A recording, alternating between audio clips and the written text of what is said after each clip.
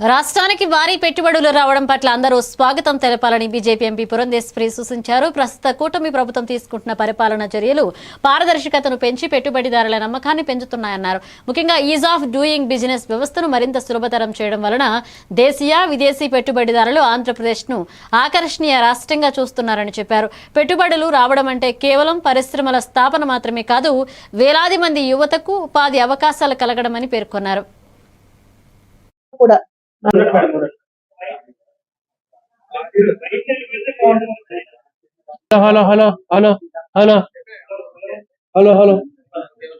లేకుండా ఖచ్చితంగా రాజమండ్రి అభివృద్ధికి కూడా నా వంతు సహకారాన్ని సంపూర్ణంగా అందిస్తున్నాను.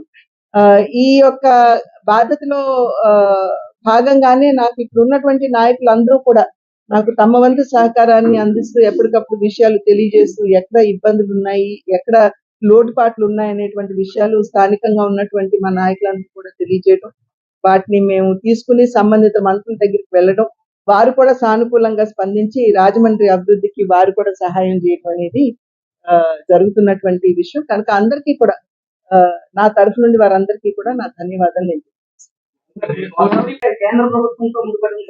కేంద్ర ప్రభుత్వం ముడిపడి ఉందండి, బట్ ఆల్రెడీ అప్పుడు ఆపుంటే బాగుండేది. దాన్ని తీసుకెళ్లి దేవరపల్లిలో కలిపేశారు. ఇప్పుడు మన రైతులు అందుకనే కొంతమేరకు నష్టపోతున్నారేమో అని చెప్పి అది బాధ. పొద్దున కూడా నేను వారితోటి మాట్లాడటం జరిగింది.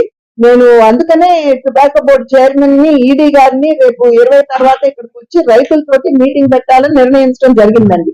యశ్వంత్ గారితో నేను ఆల్రెడీ మాట్లాడాను, ఆయన కూడా సమ్మతించారు. మేము రైతులతోటి త్వరలోనే మేము మీటింగ్ పెట్టాం. హిందూపురంలో వైఎస్ఆర్సీపీ